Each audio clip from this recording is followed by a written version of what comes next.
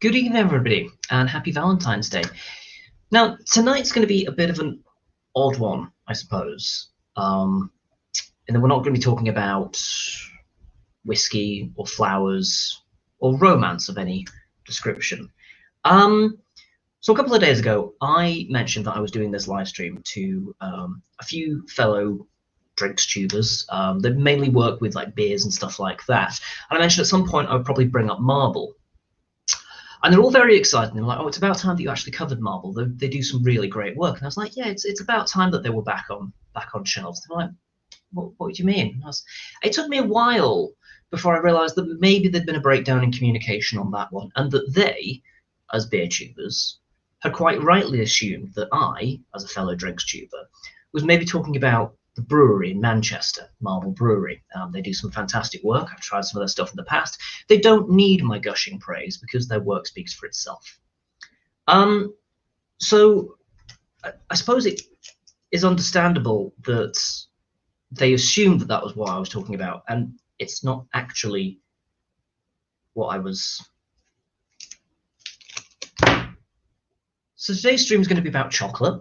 Not wholly about chocolate. I do have some little bottles here today. As was promised, we'll be talking about some Hotel Chocolat stuff.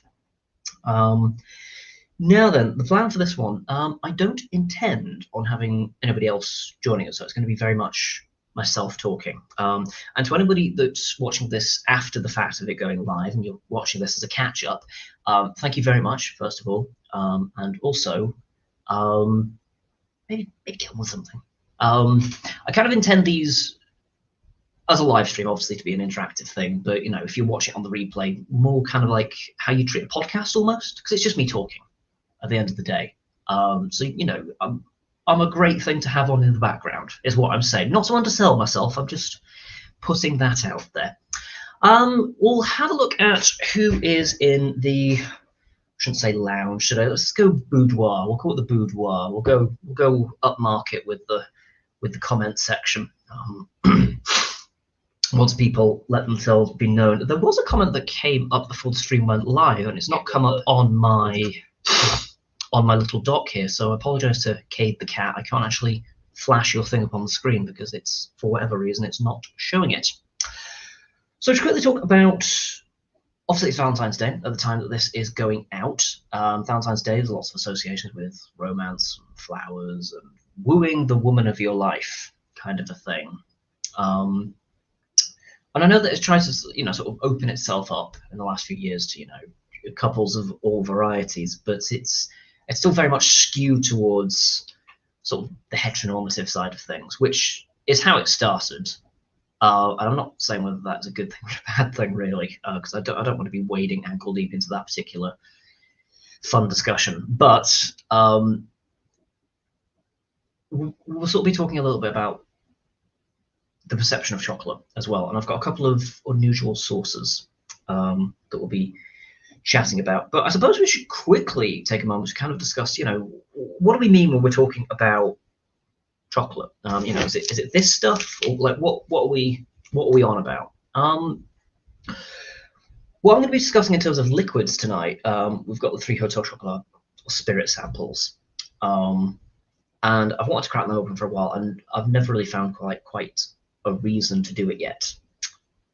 So this seemed like as good a time as any to do it, to be fair.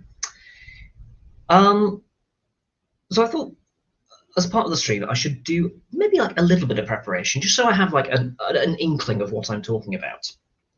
So I did a quick bit of brushing up on like the history of chocolate, and it's interesting.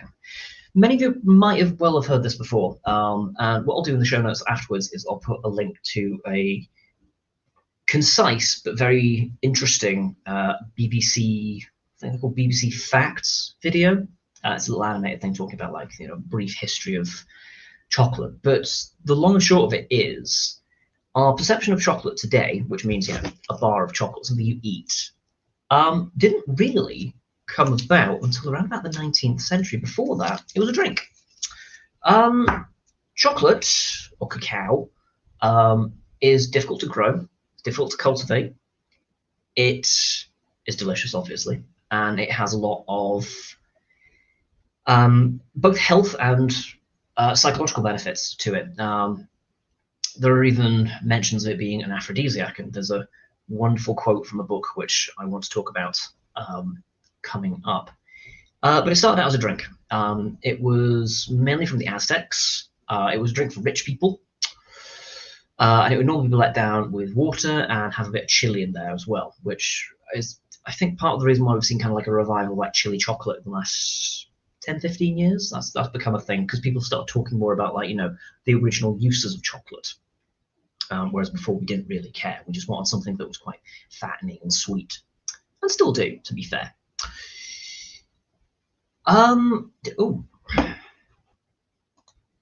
Good evening. Happy Valentine's. Love the old style brandy. They're cute, aren't they? These were actually liberated from one of my old works. They weren't using them anymore. I should quickly point that out. They were getting rid of them as part of a refurb, and I was like, well, I'll have them. These were actually used as whiskey glasses because we had like a cavity between two shelves, and they fitted beautifully. We couldn't get Glencairns and stuff in there. Also, people don't tend to steal these, whereas they do steal Glencairns, and that's mainly because Glencairn in Edinburgh get greedy and they charge about £10–15 a glass. And why do that when you can buy a whiskey from us for a £5 and then take a glass home with you? Bargain, right? So yes, hello. Yes, so chocolate. The Spanish invaded sometime in like 1700s or something like that. I'm a bit loose on the dates. No dates in this. And they pillaged, as they want to do as an invading army, and they took chocolate with them. And then through various shenanigans, it ended up in British hands at some point because, we're bastards. And initially, it was treated with a bit of skepticism.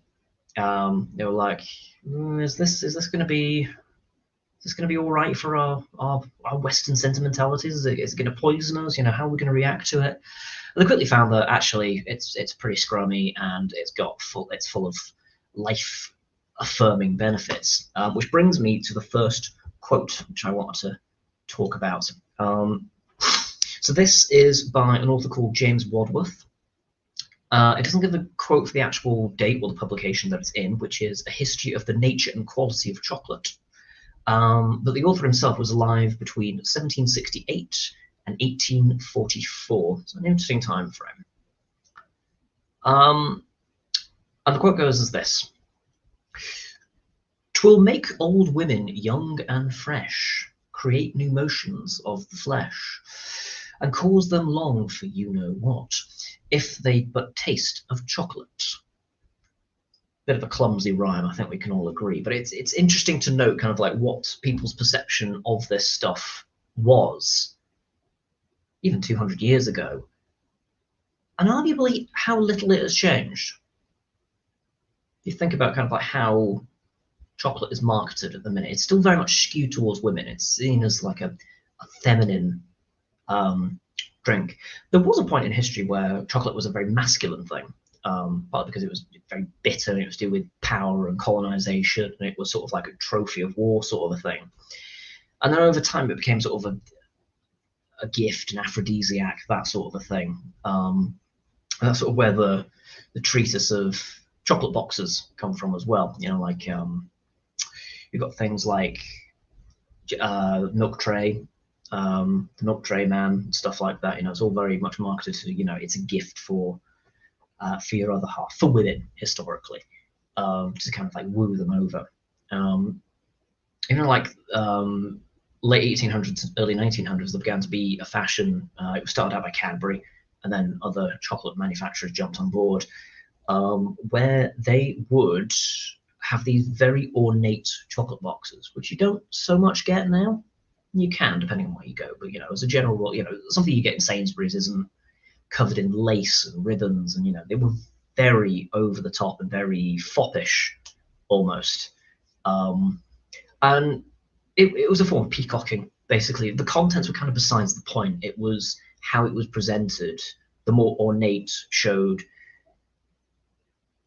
A, your affections, but B, and possibly more importantly at the time, how fucking stinking rich you were. Because if it's got like, gilded lace on it and stuff like that, it's not cheap things. The contents inside would have been relatively inexpensive around about this time, because they kind of mastered making a solid bit of chocolate by extracting the cocoa solids and then through controlled means reintroducing it to the chocolate. And also sugar was no longer anywhere near as expensive. So that's why you have a lot of like sort of even modern confectionery today, like Roundtrees, Terry's, Cadbury's is another one, where Fry's not so much, where they're from Victorian times and they've lasted to this day because a lot of the circumstances around them have not really changed. We've become a little more health conscious and they've responded to that, but as a general rule, we still quite like some sweet stuff. There's a thing in The Simpsons, isn't there, a fair few years ago about, I think it's Lisa goes to the dentist and he gets out the big book of British smiles and it all looks like a bomb went off in a graveyard. They're all over the place. Fair enough. I mean, I've got shocking teeth by comparison to your average LA denizen, but chocolate is a food group. I wholeheartedly concur with that. I should probably actually do some drinking at some point. So I'll tell you what, I will crack on quickly with the first of these, which we've already covered on the channel. I brought this forward a few days ago because it was a bit of a, I'm not going to say kerfuffle, because apparently invading a Senate building is now a kerfuffle. So this was more kind of a tiff, I suppose. Some of the UK government spaffed £6,000 up the wall on public money on fancy chocolate from Hotel Chocolat, which I was like, well, it's trending on Twitter. I've got the goods. Let's crack on open. I was pretty upfront about that, to be fair. It did not blow up. So I'll do like a little sip of this because obviously I'm going to be doing 3 today, and the other 2 are quite rich. And I've also got a bar of chocolate here, so I'm going to have a grand old time. I probably should be spending this time kind of wooing a fella in Dundee, but he seems fine. He's got essays to do, so he'll be grand, I'm sure. So yeah, this is obviously not going in blind anymore with this one. So I'll just say off the bat, the stuff's sexy. I've had some caramel vodkas in the past. They've been a mixed bag, to be kind, I think. I think the nicest one that I've had so far technically wasn't even a caramel vodka. It was by a company called In Vodka Veritas, which has probably gone bump already because they were, I mean, there's home spun and then there's home fucking spun. This looked like it had been made on someone's kitchen counters. And it had like a word art label and stuff. I got it from a farmer's market. It's probably not even readily available if they are even still going at this point. And they did a Scottish tablet vodka, and that was sexy. And I'll tell you why it was sexy, because they used perfectly fine, like not complete bottom shelf vodka. You can kind of tell because it wasn't acrid. And they just stuck a load of tablet in it. Tablet, if you're not aware, is a Scottish confectionery, and it is basically if a mountain of sugar and a mountain of butter had a baby.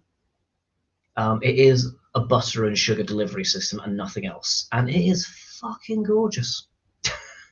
The Scottish tablet is fantastic. You've had fudge, it's like that, but it's got a more, I suppose, crumbly texture, but it's also quite gooey in the middle. It's a bizarre creature in and of itself, but it's lovely stuff.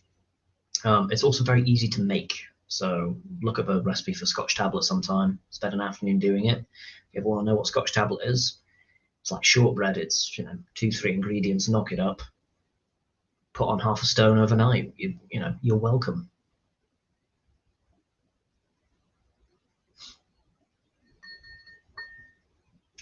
This is absolutely not the intended vessel for this, but I'm into it. It's a salted caramel vodka liqueur, and it's made with their cacao vodka, which I have not tried. Do get a bit of chocolate through with it, but the caramel is definitely the focus with this. It's salted caramel first, booze second, maybe like a little bit of a cocoa thing kicking around in the back, maybe. Yeah, I don't know. Yeah, the stuff's lush. I am kind of sad that I did not open this sooner, to be honest. Is it the kind of thing that I would have on the shelf all the time? Probably not.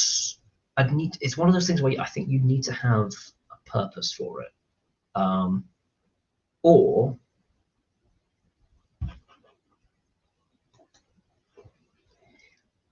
I have. This is actually not second glass this week of it. Was it my third, technically speaking? Yeah. I stuck the bottle in the fridge for a while and had another sip of it afterwards. One of the problems with chilling booze sometimes is the flavour diminishes a fair bit, and it did with this. It was still nice, but it wasn't as nice, which is odd. Well, it's not odd because that's science, but yeah, I have tried it chilled, and as I suspected, it's still fun. It's nice, you know. It's lovely and refreshing, but I don't know. I'm happy with it room temperature. I kind of treat that in the same realm as people that put chocolate in the fridge. And if you're one of those people, I apologise. I just can't. Nyeh, nyeh. Cold chocolate, no. No, you don't want fridge cold chocolate. My nanny used to keep chocolate biscuits in the fridge. That was a strange thing. Although actually, I did kind of dig that. So I don't know. I'm a strange creature of contradictions.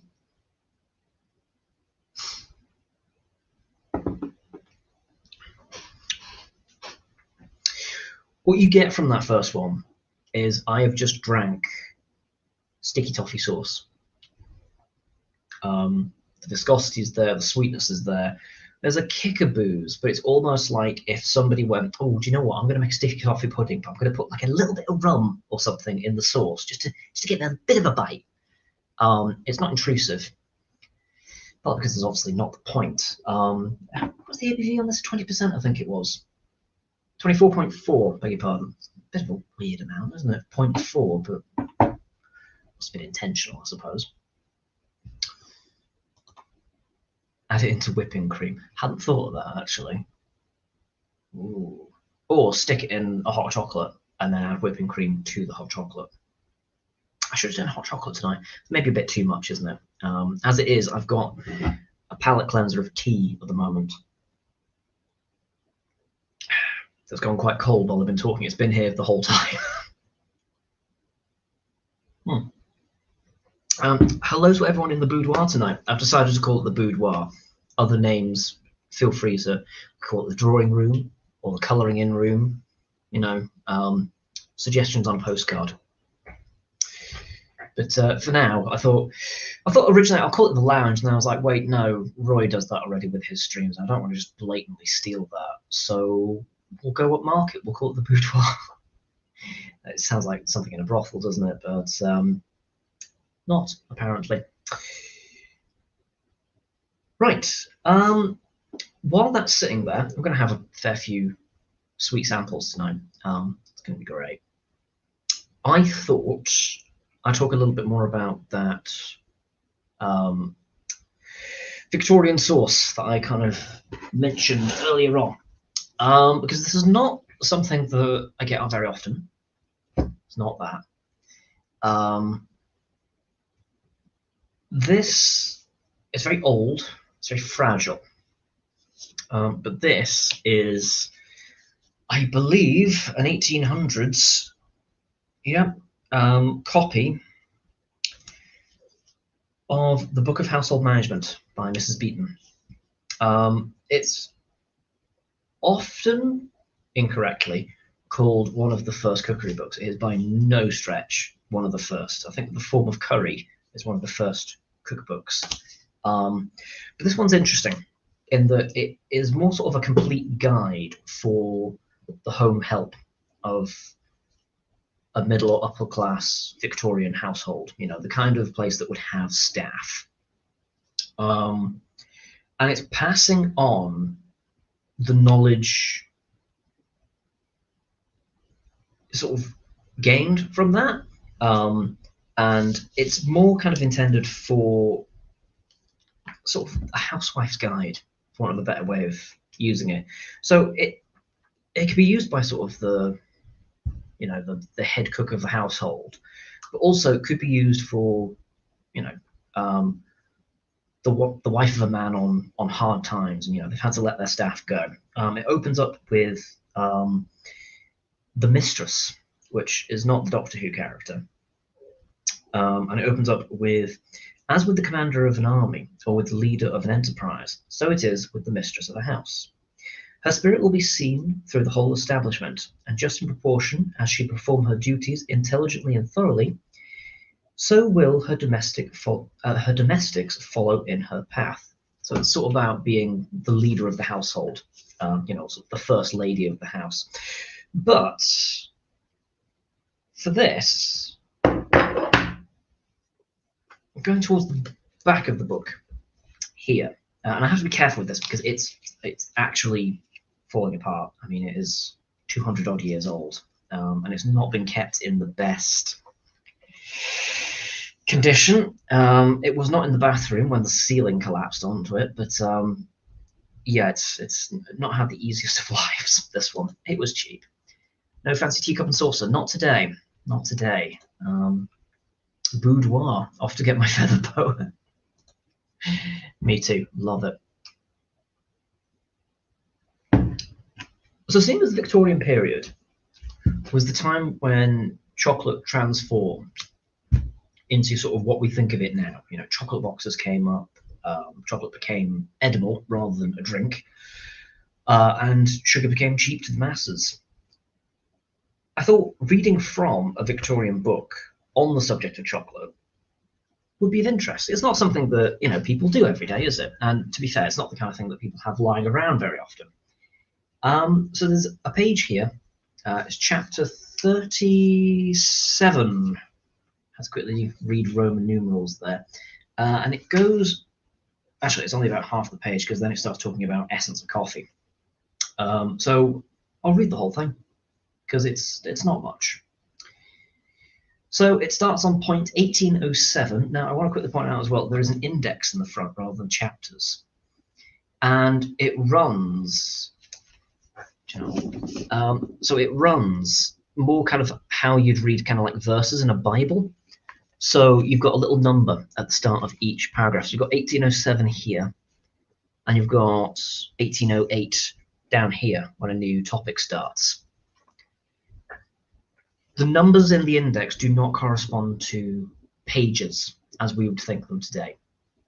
They correspond to these little numbers. So you kind of have to scan through the book to kind of get your grounding. It's like, right, I'm looking for 1807. Where do the 1800s start? And then kind of work your way backwards or forwards depending on where you land. It's not the easiest system, and I'm glad they changed it at some point in the history of bookmaking. Hello, Bogdan. And again, hello. So, according to Ms. Beaton, to make chocolate, ingredients: allow ½ ounce of chocolate to each person.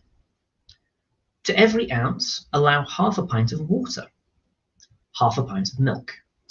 And the mode: make the milk and water hot, scrape the chocolate into it, and stir the mixture constantly and quickly until the chocolate is dissolved. Bring it to the boiling point, stir it well, and serve directly with white sugar. Chocolate prepared in a mill, as shown in the engraving, which I'll show you in a second, is made by putting in the scraped chocolate, pouring over it the boiling milk and water, and milling it over the fire until hot and frothy. Sufficient, allow ½ ounce of cake chocolate to each person.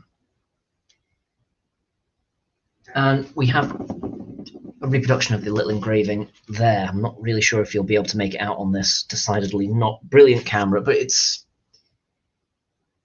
by the looks of it, it's a flared copper vessel with a long handle, if that helps in any kind of description. And you'll also have noticed there's some much smaller writing here, and that is the history of chocolate. Chocolate and cocoa.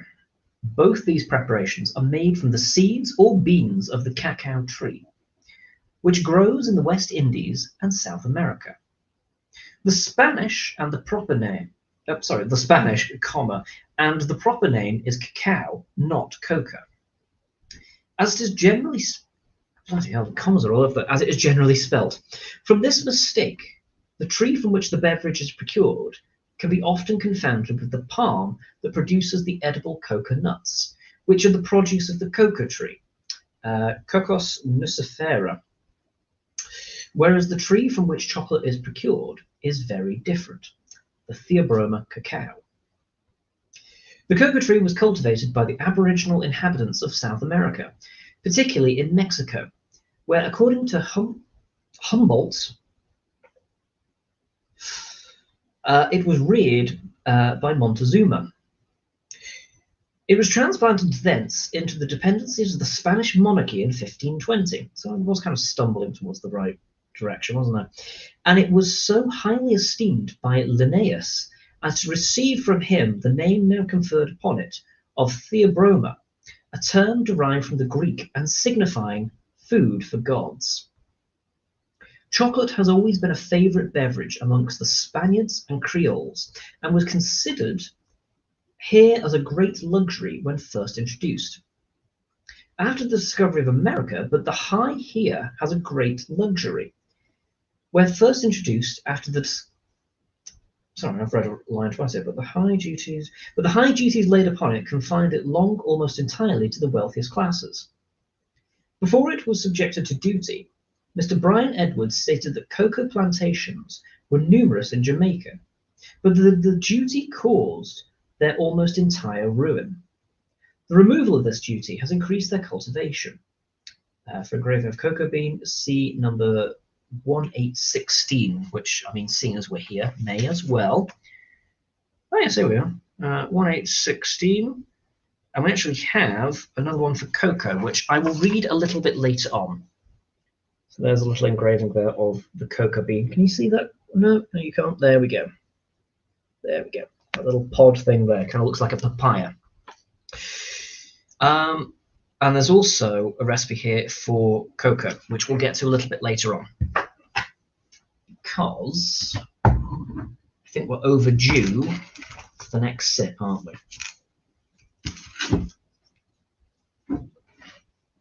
Pop that over for now. I need to get that repaired at some point. There was a book back when I was in Aberdeen University, and it was called The Bedtime Book, A Miscellany for the Quiet Hours. But the edition that they had in the Aberdeen Library was unusual in that it had obviously been, it was very old. The pages were actually like crumbling.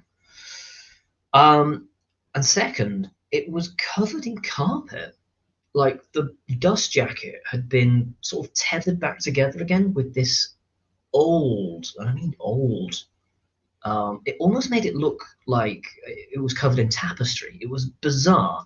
I love the little book because it was like one of these anthology books. I tend to quite like those because they're useful for kind of like dipping in and out of. I quite like books that you can kind of like reference almost. But anyway, such a posh reading voice. Got a degree in English. I've got to. If I can't, I can't read by the looks of it. But you know, I've got to try and make an effort, haven't I? It sounds like a lot of dilution going on there. Good old Miss Beaton. Well, yeah. Also, I don't think I mentioned properly earlier. The original chocolate drink was made with water. Did I mention that? I think I maybe skipped it. And then obviously around the Victorian time, we start adding milk and sugar to it instead, as is our way with a lot of things. Tea being another obvious example. Cold, lovely. Right. We'll move on to the intermediary now. So we're moving away from vodka, and we're moving towards. Hotel Chocolat do have this thing called a velvetizer. And it seems to be 1 part gadget, 9 parts marketing. It's some kind of device that makes your drinks creamier, is my understanding. And I'm about to find out if that's the case with this. So this is Hotel Chocolat's Velvetized Chocolate Cream Liqueur. Vodka, chocolate and cream, velvetized. They're really keen on pushing the velvetized angle. Actually, on the back it does have store in a cool, dry place away from strong odors. Shake well before opening. Refrigerate once opened. Origin Island. Well, duh. This one's 15%, so much lighter in strength. Woo. Right.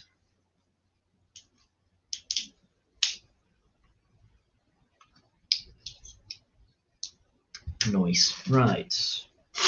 Expecting this to be chocolate coloured. Oh yeah, that's the stuff.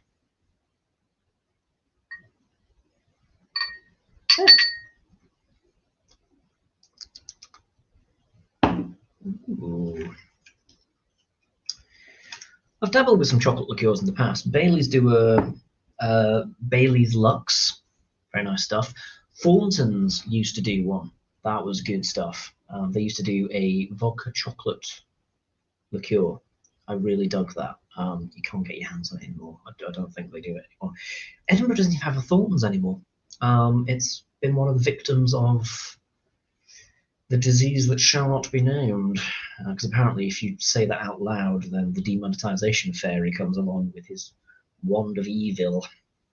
Okay, this one just looks kind of like chocolate milk, which I don't really know what else I was expecting, to be honest.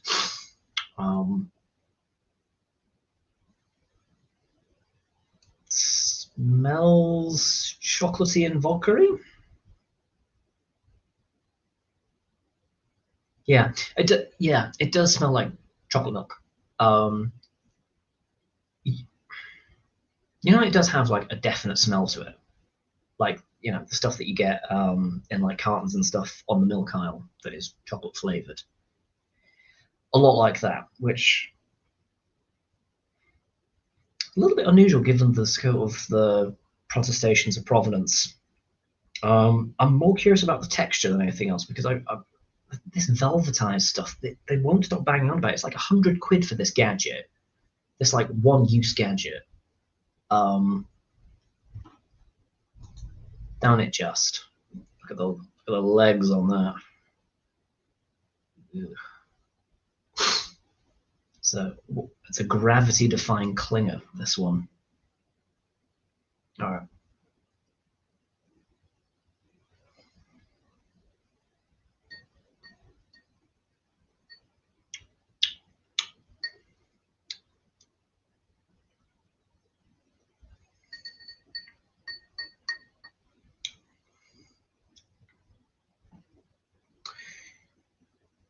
If I was going blind into this, and obviously I'm not, I would probably say it's nice. It's not too sweet. High quality chocolate would not be what crosses my mind. And when you're talking about hotel chocolate, particularly with the prices they charge, it kind of has to be high quality or bust, really. And that's not what I'm getting from it. It's nice. I'm wrong. It's nice.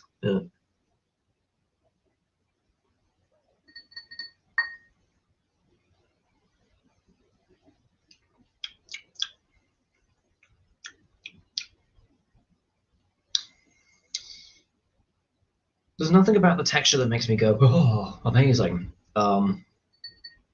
It's certainly not working as an advert for this velvetizy thing.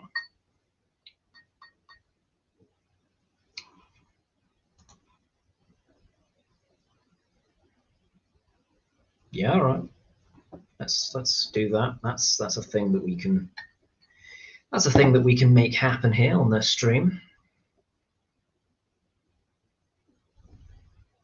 Oh, it smells better straight away. Maybe I just prefer salted caramel. I don't know, but it smells better.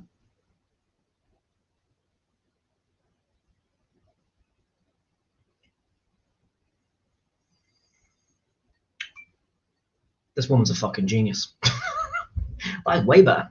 That is significantly better. Good evening. Welcome to the stream. I hope your Valentine's Day is treating you as well as it can be under the circumstances. I just put a vodka, chocolate.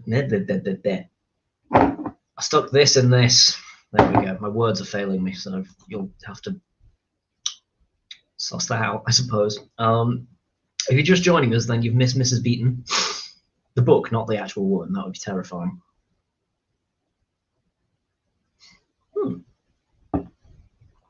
Yeah, the liqueur on its own is fine. Mix it with the salted caramel vodka, and yeah, that's grand. It's just kind of like a liquid, you know, Galaxy bars do the like salted caramel Galaxy. It's that with a bit of alcohol, which I'm not complaining about. Right, should I talk about? Tell you what, talk about this for a minute, because I realised I opened this, like the stream, with this as a joke. But in all seriousness, can anyone else believe that these are back, or is it just me? Because I feel like I'm being funny when I say this. This was like one of my favourite things when I was growing up. Only the Terry's Chocolate Orange beat this out. I loved this thing. So when they like pulled it, I was a bit devastated. And then Cadbury's did one of these. You know how like periodically companies do these rigged polls, where they're like, you can only vote for one, and it's like, would you rather have £1 million or a skip of dog shit? You know, it's like, you know, it's obvious which one you're going to pick. So I think this went head to head against the Fuse, that one that has like so many fans it's ridiculous. Whereas I think the Mob was a bit more of a niche, and I think they were expecting kind of like, you know, what happened, which is the Fuse to win, but I think it was a bit closer than maybe people were expecting. So this has ended up coming back as well. I've only found it in B&M so far, and that's not a shout out. That's just I've only found it in B&M so far, and I'm so happy. I bought 5 of them. I bought 5 of them off the bat, and I have had 3 of them already. I may well have a 4th one. Speaking of Valentine's Day, somebody is at the window. Come in. Come on. Oh. Oh. Oh, you're okay. You're okay. Hey. Hello. Say hi to everyone. Say hi. Hey. Yes. I disrupted. It wasn't a Zoom. It was a games night. People were trying to like talk over each other, and then Mo needed to let in, and he crashed all over the place. And people were quite grumpy, and I was like, "But look at that face! It's no, don't drink the vodka, Mo. You're uncoordinated. Oh God, you've got soggy paws. Right, stay over there and be quiet."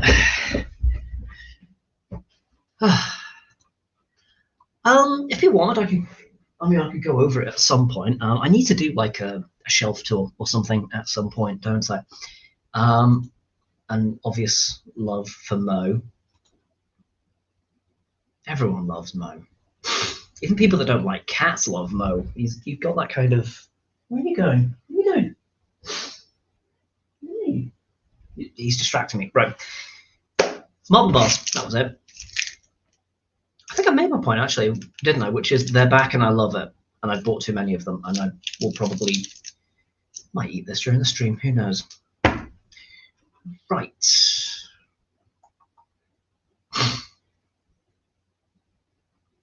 I did have a thought as well to kind of like look up a little bit of extra stuff about kind of the history of chocolate boxes, but the general point is, you know, it was kind of like, hey, I'm going to give you this. Want a bone sometime later? You know, it's a massively succinct version of that story. There's not a gargantuan amount to report on that side of things. So we'll get back to Mrs. Beaton. We'll look at how she would make a cup of cocoa. We'll try the last liqueur, and then I think we'll wrap this up for the night. I don't think this needs to be too too long, really. On the vodka and Ribena tonight. Ooh, hot Ribena or cold? No, it'll be hot. It'll be cold Ribena. Oh, of course it will. That's a hot Vimto. That's a very northern drink. Which reminds me as well, actually, I at some point need to do a cheeky V, just because I've got all the stuff in the house, and it's like, well, if not now, when? Use it as a swizzle stick for your drink. You just, I just do as you. Also, I've just missed it. Look how beautiful. Also, I don't know if I'm going insane, but I spotted Dream Bars. You know, like the old dairy milk white chocolate. Just dunk that in there. I mean, I've seen some like beer tubes and stuff have started like taking the tops off during live streams. I'm not doing that anytime soon, so this is about as weird as I'll get.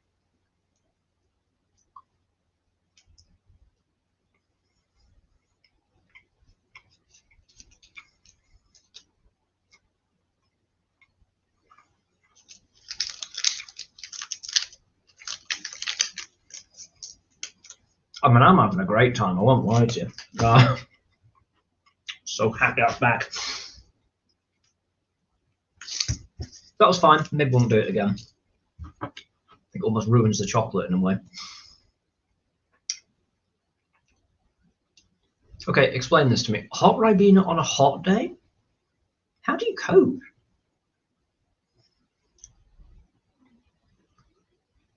Like winter, I'm all down with like the. Thought so, yeah. Yeah, like a hot Vimto on a cold day. I quite like the spiced Ribena. I know a lot of people are kind of like, I don't like it. I dig it. It's good warm. I like it.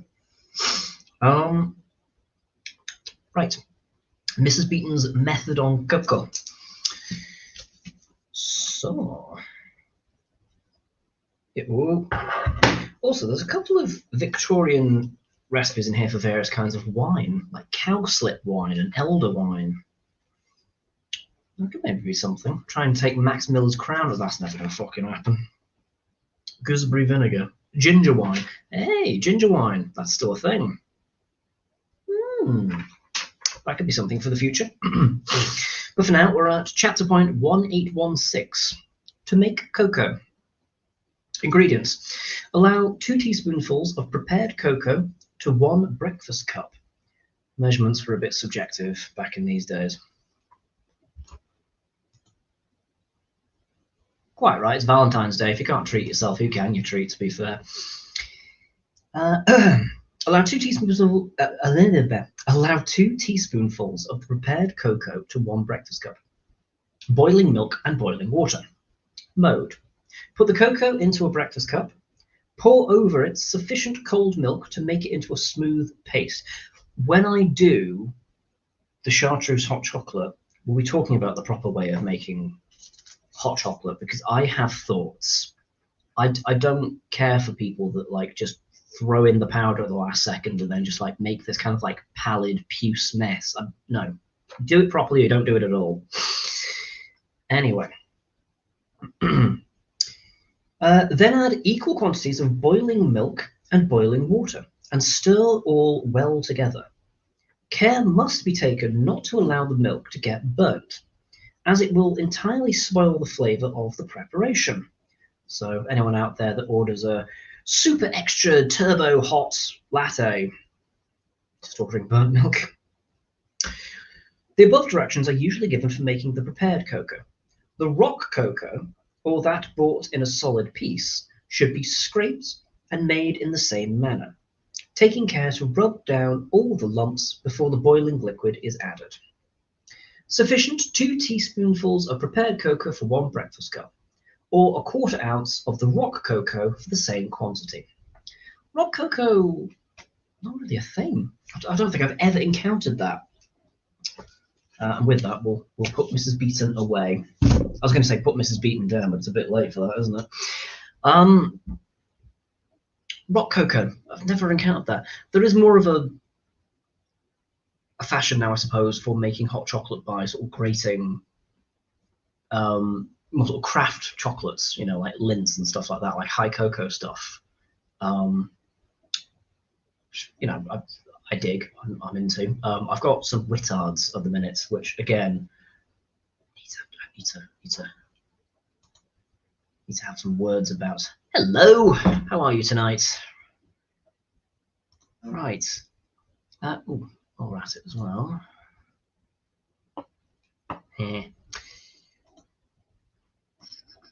Right, so we'll get on with the last of these. It's the one that I've been looking forward to the most. Although, given how the last one went, we'll see. I don't know. So this is broadly the same as the last one that we just tried. It's again velvetized because they're really keen on pushing that weird machine of theirs. And it's mint chocolate cream liqueur. I love me some mint chocolate. I dig mint. I really do. Mint, get in me. Same spiel on the back as the other one. Vodka, chocolate, peppermint, and cream. Velvetized. Whatever the bloody hell that thing means. I think it's just a thing to like change the consistency or something. I'm not really all that certain. I remember looking at it and being like, 100 quid, you're all right, I'll use a whisk. Ooh, minty. Does anybody remember the mint whisper bars? Miss them. They were great.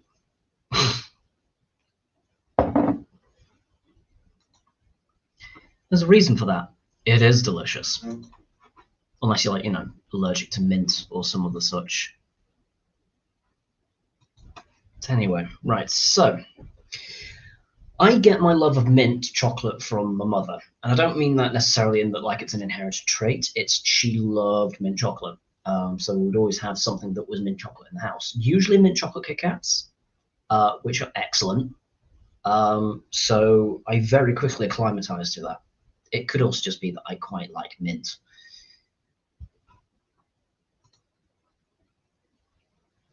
There was a mint crunchy bar? When? When did that happen? I remember the cappuccino whispers, because they brought back Whisper a few years ago, because they tried like smashing all of the Cadbury products into the Dairy Milk brand. Companies keep doing this where they're kind of like, oh, I tell you what, let's amalgamate all of them under one brand so we have a brand identity. And they forget that people aren't robots and that actually they like that they have separate names. There's a few companies that make this error, for want of a better way of putting it. I mean, I think at one point they were going to call the Crunchy the Dairy Milk Honeycomb, and then people were like, too far.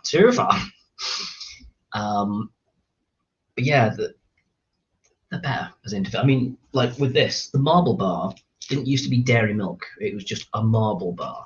And now it's dairy milk marble, So they're still playing those shenanigans, but I think they had like a bubble dairy milk, which is what replaced the Whisper.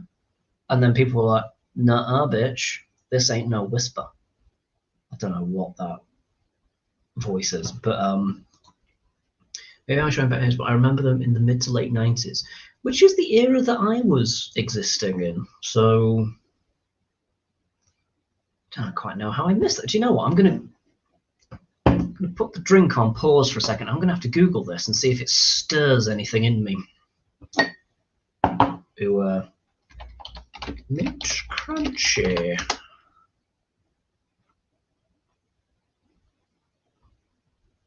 Oh, I recognize the packaging actually.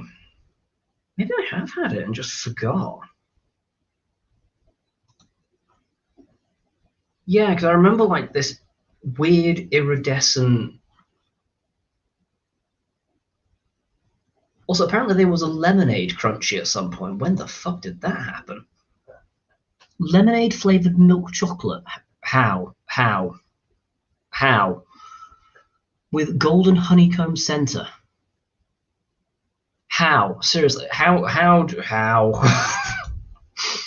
Nope, that one broke my brain.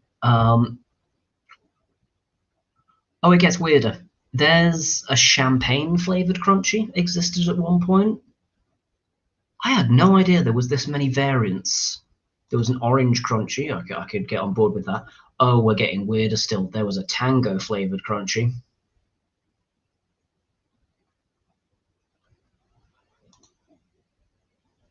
What happened in history? Like, just what happened? Anyway, we're getting off topic.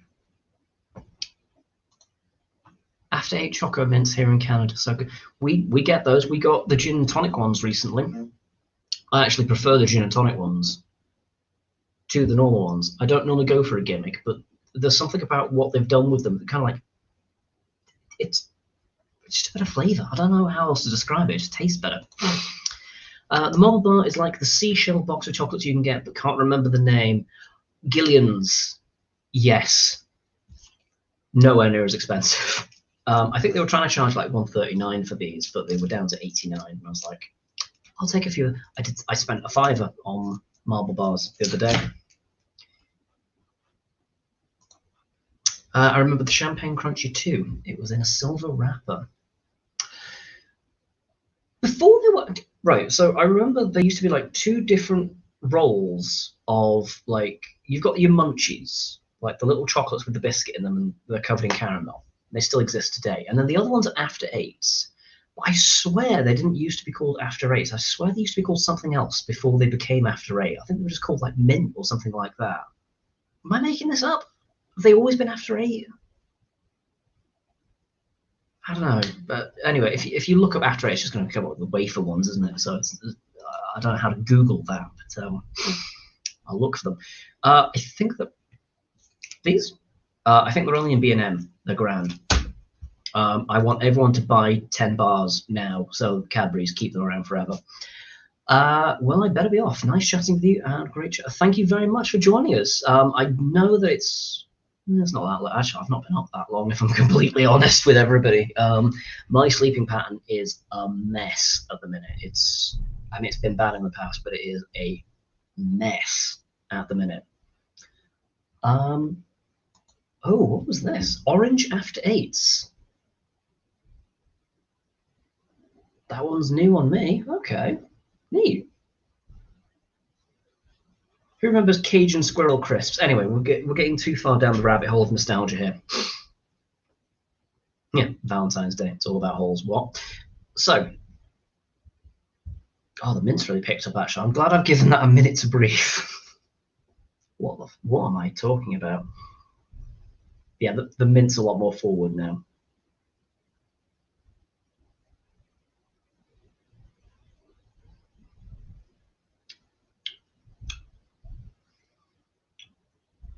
Maybe it's just because I have a natural proclivity towards mint booze, but that's grand.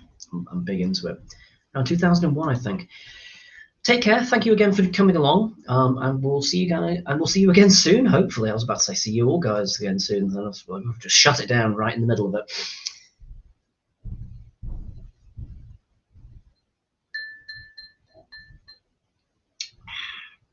I'm big into that. It's got that like chocolate milk thing. It does. It really does just taste like chocolate milk, but with mint, so it's better. Again, I wouldn't say the chocolate was particularly high quality, but then at the same time, I don't know what's gone into it. It's just my kind of perception at the other end. It could well be that I just have a shit palate, which would be a fair criticism. If Hotel Chocolate came back and they were just like, you don't know what you're talking about, like, legit, that's fair. That is fair. That is fair. So with that in mind, what I'm going to do now is I'm going to put some salted caramel vodka in it and see what happens. This could ruin it. I don't see how, but this, you never know. You should get yourself some creme de menthe sometime. Great stuff. Mongols became mint munchies, then after eight. Right. I think I remember when they were mint munchies. Sorry, I'm going to have to Google again. Bear with me. Yeah, that's what I remember. That's what I remember.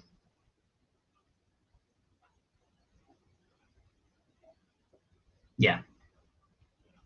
Oh, nostalgia on that one. Wow. Okay, cool. Sweet. Awesome. Cool. Grand. Oh.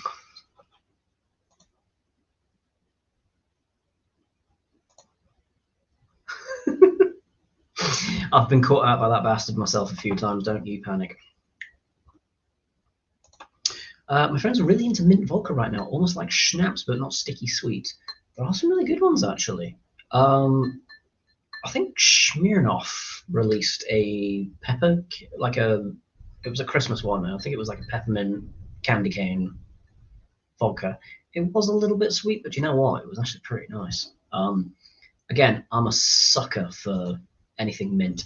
Put green chartreuse in the regular chocolate liqueur. Ooh. Do you know what? I'll give that a go in a minute, actually, because do you know what? You've piqued my interest. So I shall try that. Seeing as we've got everything here anyway, I may as well.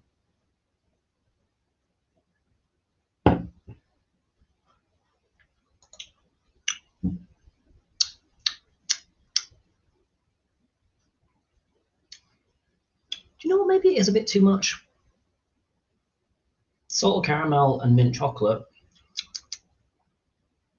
It's like there's a fight going on because they're both really strong flavors, aren't they? They're both really strong confectionery flavors, but they're still both really strong flavors. Oh, I never mentioned I've moved my setup. Obviously you've noticed by now, and it's just kind of gone. All right. My desk used to be over there, and now I've moved it over here because it made more sense. Did I mention this already? I might have mentioned this already. But anyway, yeah, the mint chocolate and the salted caramel. Yeah, I don't think that's what.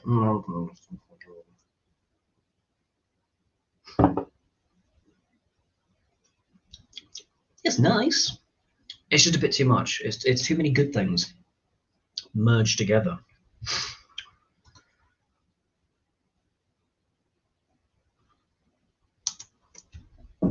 Yeah. Okay. Well, I should do the viewer request, shouldn't I?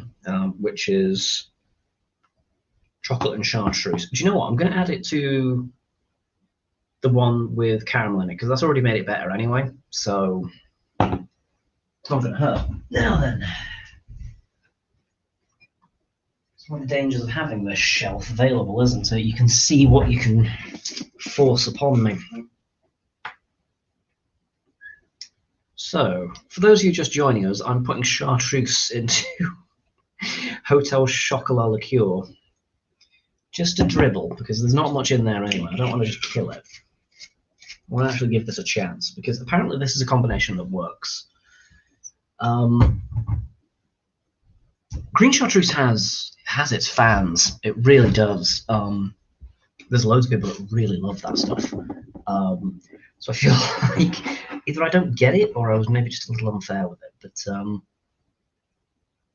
oh no. Oh, it's gone sprouty.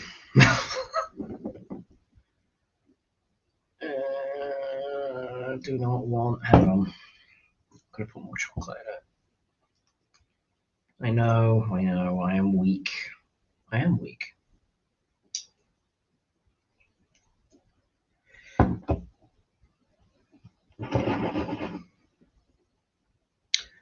Well, it's not gone kind of avocado coloured, so that's positive, I suppose.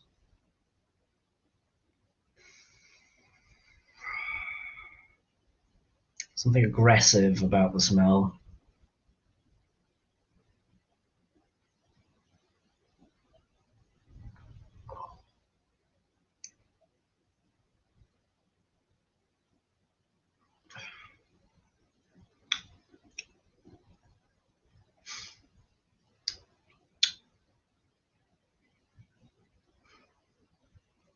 That's taken all the joy out of my life.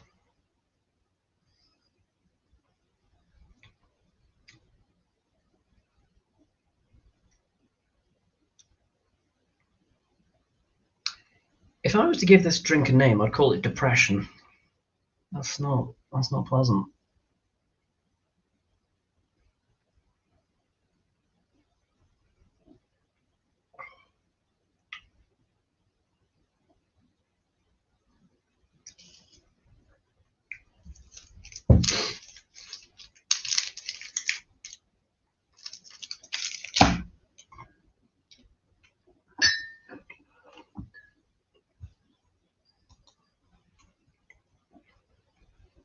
I wish I hadn't.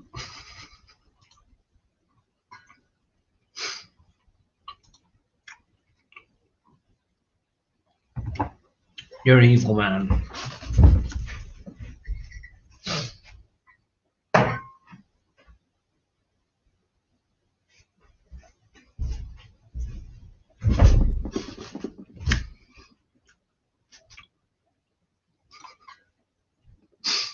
I know, right?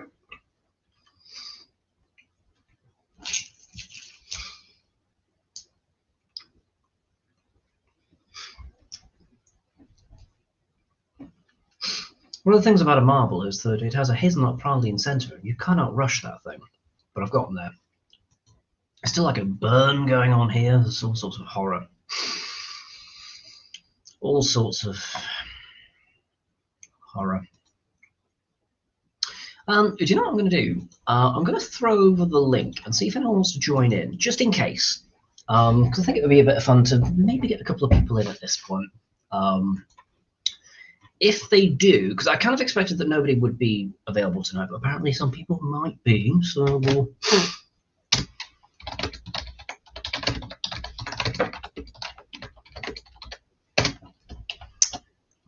give them like 10 minutes or so, see if there's any interest.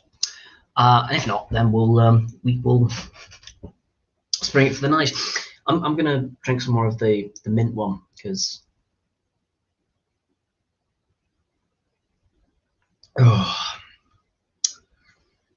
note to self: never listen to Chris. Which gin did you vote for, Chris? Just so I know which one to throw down the drain. Oh. It's nice to have, I think I'm right in saying, actually, all the patrons here tonight as well. So thank you very much for jumping on, everybody. I know I keep saying thank you, but I will keep saying thank you. Oh, I was going to have a thumb through my Fanny Craddock collection as well, and see if there was any mentions of like uses of chocolate in that. Couldn't find anything. So, well, actually, I don't think I found it in time, which is where Mrs. Beaton came in.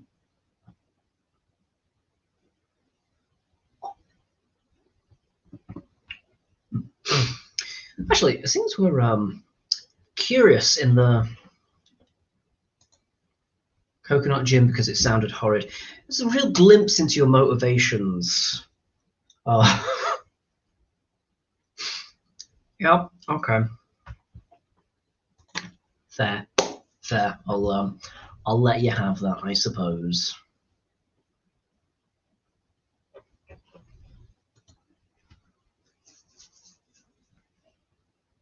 Although actually the I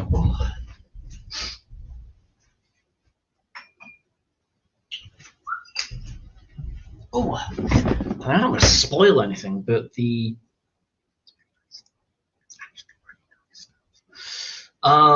I got this. It's been on my shelf for at least a year. Got it from, I think it was Aldi. They were doing I think it was a Scottish Gin Festival or something like that. House of Elric traditionally is real pricey. It ain't cheap. And this one, this particular time, I think they were selling this for like 20 quid or something. And it's normally like 30 odd. So I was like, yeah, all right. Want to try it? Why not? And it's got a kitty cat on it. So yeah, I've not drank much of it, but I quite like it. Spoilers, I like coconuts, so I'll pop that down there for now. Hello to anyone who's joining us just now as well. We've had an interesting conversation about chocolates so far. Now, I want to throw it open as well. Nostalgic chocolates. Who remembers what? What would you bring back? They seem to be like reviving a lot of them at the minute, which I can't say I mind. I mean, my favourite came back. I've got my marble back in my life. I'm a happy boy.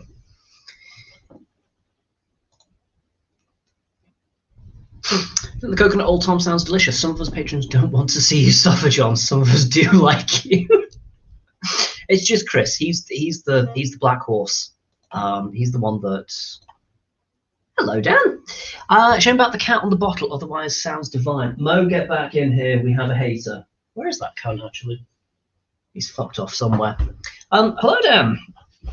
I hope things are well. I just recently caught up with the latest episode of the Wikicast. I thought I had a bad schedule, but I mean, although it sounds like you guys had a lot of fun trekking around the last few weeks, so good on you. We see bacon wrapped in chocolate here. Interesting. Interesting. Okay. I can see it. Okay. Yeah. I mean, I know that there's like bacon vodkas and stuff, isn't there? Do you think Hotel Chocolat would get on board with bacon chocolate cream? That'd be too far, wouldn't it? That would not work. Although, to be fair, Tiny Rebel, the maniacs that they are, did do the gammon beer fairly recently. Or was it ham or something? I keep saying gammon now because it's kind of like the word of the day, pretty much. Right. Dan, I believe you're just joining us. You've missed a bit of Mrs. Beaton. Do you know what? I should read a bit more of Mrs. Beaton just so you get the opportunity to bask in some Victorian food writing, I suppose. What have we got here? Well, I'll tell you what. There's a picture of a hog here, so you have my interest.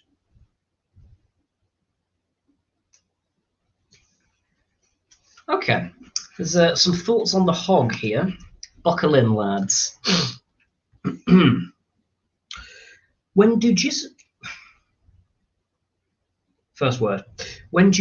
fed on vegetable diets, and this obese tendency checked, the flesh of the Chinese pig is extremely delicate. We're halfway through a paragraph here, aren't we? It says that we're not.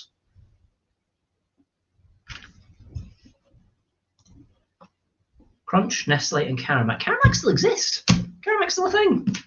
I know. I dig a Caramac. They're one of those ones that kind of like, I think everyone assumes went away, but they're still out there. They're still kind of like, hello, I'm here, hello. And everyone's like, oh, don't you miss Caramac? And they're like, oh, poor Caramac. Although, seeing as we're talking about Nestle, the gold bars, that are like, it's like biscuit covered in Caramac. It's like, how can Caramac get better? Stick a biscuit in the middle of it. I could crack out the biscuit book at some point if we're needing to do some reading. I should have looked at more. Actually, one of the things that I do love about this book, genuinely, is the plates that are in it. I'm going to have to put the front cover down because I can't keep holding that up. But, I mean, the original art in this. You just don't get that in books now. You get stunning photography. I'm a huge fan of Nigel Slater. He's had a photographer with him for like the last 30 years. I'm not convinced they're not shagging because he always kind of like writes his thank you to this guy. And I'm like, I mean, we've watched Toast. We know it's fine. It's 2021. It's fine. Just don't go to Uganda. Oh, here we go. Here's a bit of excitement for everybody. General observations on the calf. Yeah, buckle in, lads.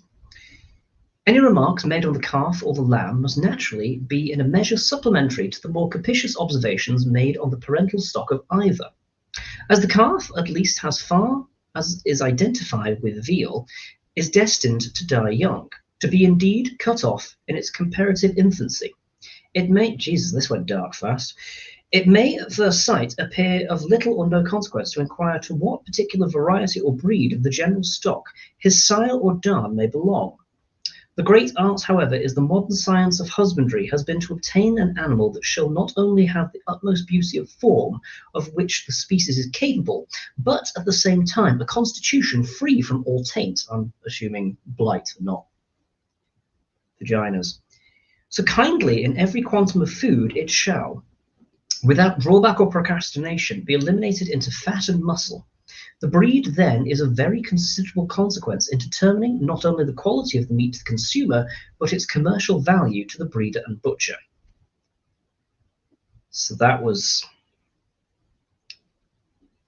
general observations on a calf by Mrs. Beaton. I don't think Mrs. Beaton was actually married. Or she, I don't know. I think I read somewhere that she wasn't married when she wrote this. Oh, Baked veal. Haven't we come far as a yeah, again, I'm just going to observe on the plates there for a moment. I'm going to put this book down now because I think you've gotten the gist of this by now. There's only a couple of bits in it about chocolates, and I've exhausted both of them before you were with us. So unfortunately, I have nothing more to say on that particular matter. Three Musketeers. Kit Kat Car. Yeah, that was a thing, wasn't it? Kit Kat Caramacs. I forgot about those. Well, actually, no, I didn't forget about them. I missed them by, I think, a couple of months.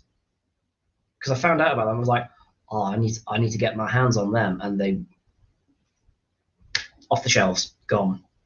So I never, sadly, never got to partay with them. Although I think there is now like a caramel chocolate one, which is basically the same. They just don't use the Caramac name anymore. Right. Do you know what I'm going to quickly do, though? I am going to quickly go grab my... Love Mrs. Miss B. Do you know what? Actually, I will treat you to another book that I have in my arsenal, and then, assuming nobody else pops in, because it is obviously Valentine's Day, and I know everyone's got things on, once I'm done with that, I will wrap it up, because there's no point in dragging out a dead horse? Flogging a dead horse. I'm not doing very well with my sayings today. In the meantime, if you want to observe my dying daffodils, by all means. Now then, where are we?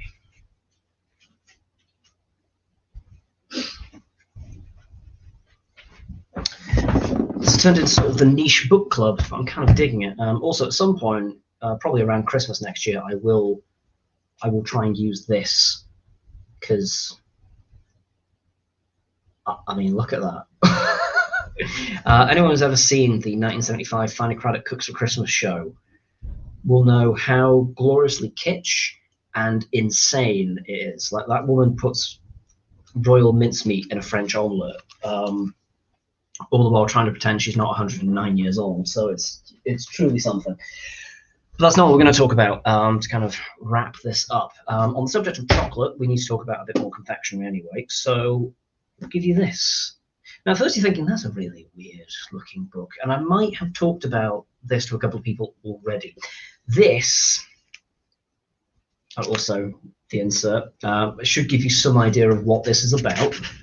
This is called Nicey and Wifey's Nice Cup of Tea and a Sit Down. It's even signed, my one. I did not get this signed. This was secondhand.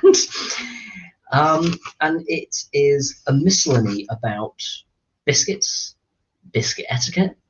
There's a bit of cake in there. There's some mention of how to find the ideal mug for drinking your tea, which I think, do you know what? I will find it because it's fucking hilarious. Not teapots, not tea bags, kettle etiquette. Here we are, mugs. So this is talking about the drinkware with which to drink your cup of tea. So, the average workplace kitchen has 5 distinct forms of drinking vessel. What the hell was that? Intended for deployment with hot beverages such as soup, hot chocolate, coffee, and of course, tea. And then it gives some varieties of species on the origin of species of mug. Proper plain white cups and saucers that get used in meetings with visitors. Generic mugs that are slightly oddly shaped, typically no more than 6, that were bought for a department store as the cheapest thing they had. These are intended for everyone's use. Unfortunately, the mugs were seconds. That's why they were cheap. And those that still have handles compensate with strange glazed warts. A seemingly unlimited supply of some form of promotional mug, which somebody in marketing has had made to give away as freebies. If one of these ever breaks, then somebody can always pop down to the store cupboard and get another box of 50. Such mugs are intrinsically embarrassing, as they often commemorate a hopelessly out-of-date or discontinued product, or perhaps a marketing campaign that was widely accepted to be the most expensive and least effective yet. It's not uncommon for the more subversive employees to use these mugs in some sort of obtuse political statement. They are often the reason why the lady from accounts has to go out and buy the nice set of cups and saucers for meetings with visitors. Samples. Hiding amongst the personal mugs is a small community of one-off samples that were made for the people in marketing. These feature horrendous colour schemes, defunct logos, and incorrect postcodes and telephone numbers. And personal mugs, of which there is an explanation coming as well. These are brought in many employers themselves and are characterised by the fact they are meant to be repellent to other people. Personal mugs explained. Oh, we're going down this rabbit hole, don't you fear. If an Englishman's home is his castle, then his mug is what he drinks his tea out of. True. This also applies to other nations and to the ladies. So it's little wonder that most of us go off the deep end when somebody uses our personal mug. They might as well complete the job by pinching our toothbrush and putting on our underwear. There are a number of reasons why people turn to the loathsome criminal activity that is mug theft. The most common excuse is that there are no clean mugs. This is a malaise that perversely affects kitchens that have a dishwasher, leading to a climate of diminished social responsibility in which people simply don't bother to clean their mugs. Instead, huge filthy colonies build up on the work surfaces. Occasionally, these are put in the dishwasher, which is able to warehouse vast quantities. As most people don't know how to use a dishwasher, or consider themselves to have insufficient authority to switch it on, clean mugs quickly become scarce. People may even resort to using the warty no-handle mug. Driven by desperation, the unscrupulous mug thief turns to what is obviously somebody's personal mug. They justify their actions by reasoning that it is almost lunchtime and that person hasn't used their mug so far today, so maybe they have become disaffected with it or simply abandoned it. The people most at risk here are those who have been out of the office for the morning, anybody off sick, or those on holiday. It's not uncommon to return from a long weekend to find that your mug has gone missing, to say nothing of your swivel chair and computer keyboard. There's something terrifying about that description, isn't there? And I can't quite put my finger on it, but I think it's the fact that it sounds like a horrible medical complaint.